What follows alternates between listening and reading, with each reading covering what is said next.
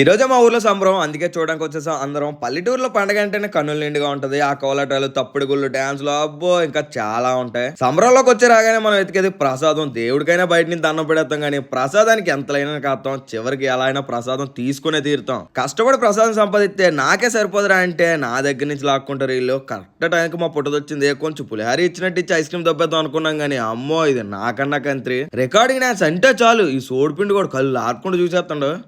ఆటగాళ్ళు అందరు చూసేస్తున్నారు వీడియో. ఆ ఆటగాళ్ళకి అందరికి నేను చెప్పేది ఏంటంటే చదువుకోండి రా బాబు ఫస్ట్. కానీ ఇలాంటి సంబరాల్లో పక్కోలు కొనుక్కుని బోర్లు పేలితే వచ్చే కిక్కే వేరు. కానీ అదే బోర్ మళ్ళీ కొనమని మారం చేస్తే మాత్రం కొనక తప్పదు గురు. ఇక అలా కాసేపు డాన్సులు చూసాం. మధ్యలో మా పిన్నాలకి కోలాటలు వేసినందుకు గిఫ్ట్లు కూడా ఇచ్చేసాం. ఇక టైం పాస్ అవ్వట్లేదు నాకు పాము కొనుక్కున్నాం. ఇక జాతరలో అందరితో ఆడుకున్నాం. మధ్యలో కొంతమంది దగ్గర ఎర్రిపప్పులు కూడా అయ్యాం.